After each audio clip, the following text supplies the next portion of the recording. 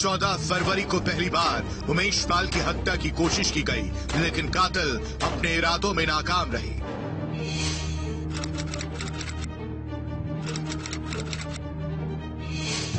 अठारह फरवरी को फिर एक बार उमेश पाल के मर्डर का मंसूबा बनाया गया, लेकिन अचानक अड़चन आ गई।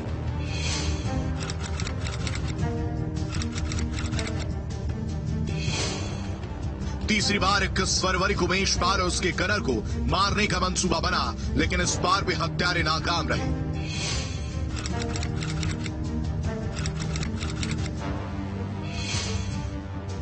ठीक 3 दिन के बाद हत्यारों के मंसूबे पूरे हो गए। मौत का खूनी खेल खेला गया। उमेश पाल को अपनी जान से हाथ धोना पड़ा और प्रयागराज के धूमनगंज में सड़क पर खून, हवा में बमों के धमाके का धुआं था।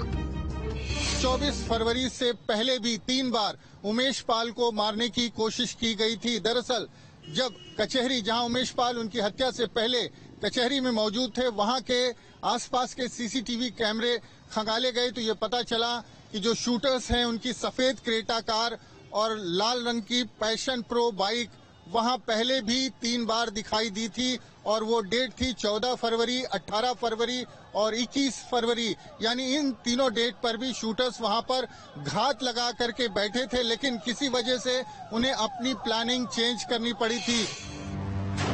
जिस हत्याकांड ने गुजरात से प्रयागराज तक खलबली मचा दी, जिस वारदात के बाद साबरमती जेल से बरेली कारागार तक सवाल उठे, जिस मर्डर के बाद अतीक के साम्राज्य के पैमाने का अंदाज हुआ, उसका ऑर्डर साबरमती जेल की इन 4 दीवारों के भीतर से ही दिया गया।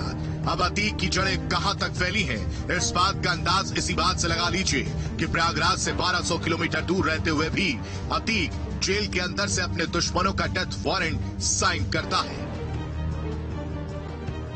साबरमती सेंट्रल जेल में से कई बार पहले फोन पकड़े जा चुके हैं और जिस तरीके से उमेश पाल हत्याकांड में एक के बाद एक नए खुलासे आ रहे हैं, उससे कहीं न कहीं ये प्रतीत हो रहा है कि इसी अहमदाबाद की साबरमती सेंट्रल जेल में से बैठकर यूपी में दहशत फैलाने का काम जो है वो अतीक अहमद ने किया है। और उमेश पाल हत्याकांड में पुलिस को जो सबूत मिल रहे हैं, उससे कहीं न कहीं ये दावा मजबूत हो रहा है कि अतीक अहमद के इशारे पर ही उमेश पाल हत्याकांड को अंजाम दिया गया है। अहमदाबाद से कैमरा पर्सन हेतल खत्री के साथ गौतम जोशी।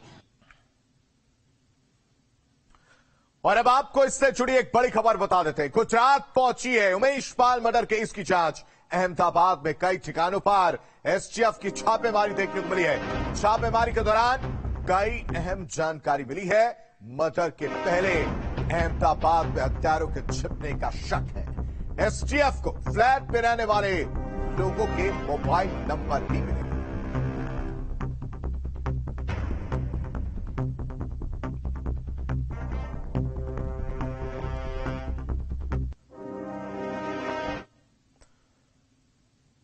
प्रयागराज से 1200 किलोमीटर दूर साबरमती जेल की एक बैरक में बैठकर उसने कत्ल का फरमान जारी कर दिया। सलाखों के पीछे से ही माफिया अतीक ने उमेश पाल का डेथ वारंट साइन कर दिया और जेल से मिले मर्डर के ऑर्डर के बाद प्रयागराज की सड़कों पर खूनी खेल खेला गया। उमेश पाल मर्डर केस में एक्सप्रेस की रफ्तार से जारी जांच के बीच जैसे जैसे सच सामने आ रहा है, वैसे वैसे प्रयागराज से कोसों दूर गुजरात में फैले अतीक का काला साम्राज्य भी बेनकाब होता जा रहा है। देखिए।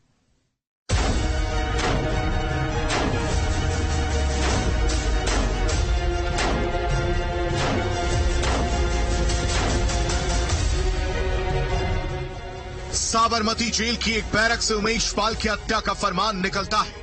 जेल के स्पेशल सेल में बैठा अतीक मर्डर का ऑर्डर देता है और फिर प्रयागराज की सड़कों पर मौत का मंजर नजर आता है।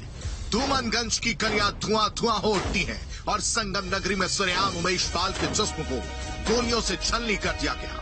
24 फरवरी को हुए इस हत्याकांड के सच रफ्ता रफ्ता सामने आ रहा है और जांच का दायरा यूपी पुलिस और एसटीएफ को प्रयागराज से 1200 किलोमीटर दूर अहमदाबाद की साबरमती जेल तक ले गया है। उमेश पाल हत्याकांड में पुलिस और एसटीएफ की कार्रवाई लगातार जारी है। बरेली में अशरफ के करीबियों पर कार्रवाई के बाद अब पुलिस और एसटीएफ की टीमों ने अहमदाबाद जेल के आसपास जो लोग अतीक अहमद से मिलने पहुंचते थे और वहां पर उन्होंने जिस तरह से फ्लैट्स और ठिकाने बना रखे थे उनके बारे में जानकारी जुटा रही और तमाम जगहों पर छापेमारी भी की है। ऊंची दीवारों से घिरी इस इमारत का नाम है साबरमती जेल, जिसका हाई सिक्योरिटी बैरक प्रयागराज के माफिया अतीक का ठिकाना है। जून 2019 से अतीक अहमद की ईंट, कंक्रीट, लोहे, पत्थर, मिट्टी, गारे और सीमेंट से बने इस आलीशान जेल के अंदर कैद किया गया है। लेकिन क्या अतीक वाकई जेल के अंदर कैद है? कहने को तो अतीक अहमद को 3 बरस पहले उसके गढ़ प्रयागराज से 1200 किलोमीटर दूर साबरमती जेल की सलाखों में बंद कर दिया गया था। लेकिन इन 3 साल के वक्त में अतीक ने अपने घर से 1200 किलोमीटर दूर बैठे अपना पूरा साम्राज्य तैयार कर दिया। तमाम ऐसे लोगों को चिन्हित किया है जिन्होंने वहां पर अतीक अहमद के अहमदाबाद पहुंचने के बाद स्थायी तौर पर फ्लैट खरीद लिए थे। तमाम जगहों पर फ्लैट किराए पर ले रखे थे, मकान किराए पर ले रखे थे, जिनमें प्रयागराज के कई बिल्डर, व्यवसायी और नेता भी शामिल है। तो अब पुलिस और एसटीएफ की टीमें लगातार जांच कर रही है कि कौन लोग थे जो अहमदाबाद में अतीक अहमद से मिलने नियमित तौर पर जाया करते थे, नियमित अंतराल पर अतीक अहमद से मिला करते थे। फरवरी 2023 में अतीक अहमद ने उमेश पाल की हत्या का फरमान तो जारी कर दिया, लेकिन जेल से मर्डर की स्क्रिप्ट लिखने वाले अतीक की सच्चाई जैसे जैसे खुल रही है, साबरमती जेल में अतीक अहमद के काले साम्राज्य का सच भी सामने आ रहा है। हत्यारों की तलाश करती पुलिस जब 1200 किलोमीटर दूर गुजरात पहुंची तो अतीक के नेटवर्क का एक एक लिंक भी डिकोड हो गया।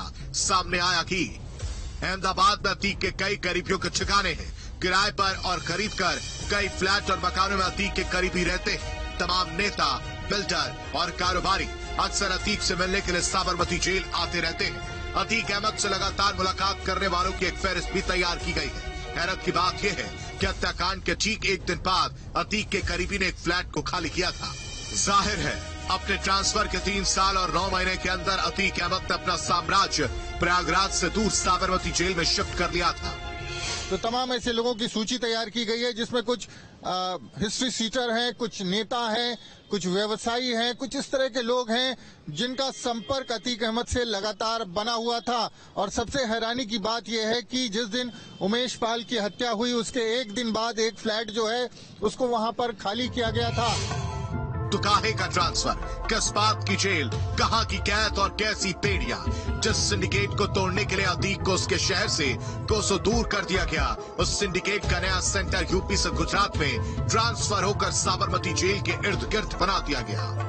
अतीक अहमद के इस नए साम्राज्य का जाल कहां तक फैला था, इस बात की खबर तो तब लगी जब उसके इशारों पर धूमनगंज को धुआं धुआं कर दिया गया। तो पुलिस को तमाम ऐसे मोबाइल नंबर भी मिले हैं जो वहां पर इस्तेमाल होते थे और उनके जरिए एसटीएफ और पुलिस की टीमें उन लोगों तक पहुंचने की तैयारी कर रही हैं जो वहां पर स्थायी तौर पर रहते थे और ये भी समझने की कोशिश करेंगी कि क्या उमेश पाल हत्याकांड से उनका कोई संबंध है और वो वहां पर जाकर के उन्होंने किस तरह से फ्लैट लेकर के, क्या वजह है कि वहां पर वो रहते थे, आते जाते थे, लगातार संपर्क में बने रहते थे और किस तरह से अतीक अहमद से संपर्क करते थे। दुनिया सोचती रही कि प्रयागराज से दूर होकर अतीक खामोश हो गया। साबरमती जेल की बेड़ियों ने डॉन को कैद कर दिया है, लेकिन नहीं, यूपी से दूर होकर भी माफिया हर मसले में दखल दे रहा था। साबरमती जेल में बैठकर भी वो प्रयागराज में अपने दुश्मनों की किस्मत का फैसला कर रहा था। लेकिन अब अतीक की किस्मत क्या होगी, इसका फैसला कानून करेगा। तो कह सकते हैं कि अतीक अहमद जब से अहमदाबाद जेल में बंद हुआ तब से लगातार उसने अपना सिस्टम वहां पर एक डेवलप कर लिया था। उसके लोगों के बाकायदा वहां पर रहने के ठिकाने थे, लोग लगातार आते जाते थे, जिसमें परिवार के लोग, जानने वाले लोग और तमाम ऐसे लोग हैं जो किसी न किसी रूप में अतीक अहमद से जुड़े हुए थे। तो अब देखना यह होगा कि जब एसटीएफ ऐसे लोगों की गिरफ्तारी करती है, पकड़ती है उनको और उनसे पूछताछ करती है तो क्या तथ्य निकल करके सामने आता है। प्रयागराज से वीडियो जर्नलिस्ट विवेक श्रीवास्तव के साथ